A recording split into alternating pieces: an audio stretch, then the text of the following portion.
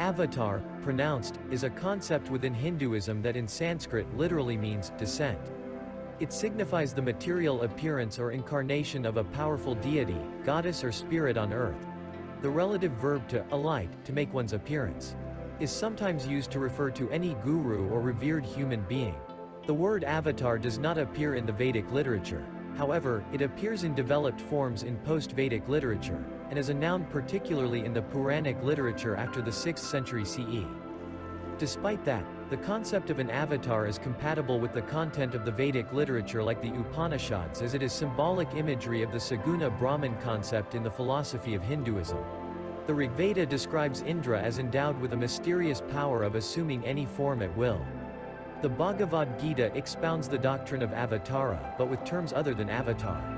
Theologically, the term is most often associated with the Hindu god Vishnu, though the idea has been applied to other deities. Varying lists of avatars of Vishnu appear in Hindu scriptures, including the 10 Dashavatara of the Garuda Purana and the 22 avatars in the Bhagavata Purana, though the latter adds that the incarnations of Vishnu are innumerable. The avatars of Vishnu are important in Vaishnavism theology. In the goddess-based Shaktism tradition of Hinduism, avatars of the Devi in different appearances such as Tripura Sundari, Durga and Kali are commonly found. While avatars of other deities such as Ganesha and Shiva are also mentioned in medieval Hindu texts, this is minor and occasional. The incarnation doctrine is one of the important differences between Vaishnavism and Shaivism traditions of Hinduism. Incarnation concepts that are in some aspects similar to avatar are also found in Buddhism, Christianity, and other religions.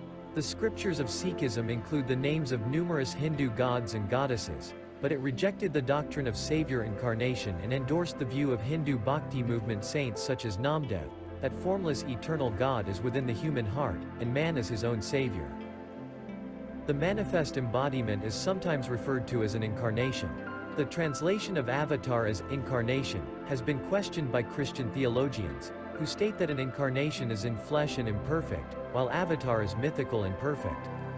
The theological concept of Christ as an incarnation, as found in Christology, presents the Christian concept of incarnation. The term avatar in Hinduism refers to act of various gods taking form to perform a particular task, which in most of the times is bringing Dharma back. The concept of avatar is widely accepted all over the India. Sheth disagrees and states that this claim is an incorrect understanding of the Hindu concept of avatar. Avatars are embodiments of spiritual perfection, driven by noble goals, in Hindu traditions such as Vaishnavism. The concept of the avatar in Hinduism is not incompatible with natural conception through a sexual act, which is again different from the Christian concept of the virgin birth. The concept of avatar within Hinduism is most often associated with Vishnu, the preserver or sustainer aspect of God within the Hindu trinity or trimurti of Brahma, Vishnu and Shiva. Vishnu's avatars descend to empower the good and fight evil, thereby restoring Dharma. Traditional Hindus see themselves not as Hindu, but as Vaishnava, worshippers of Vishnu, Shaiva, worshippers of Shiva, or Shakta, worshipper of the Shakti. Each of the deities has its own iconography and mythology, but common to all is the fact that the divine reality has an explicit form, a form that the worshipper can behold.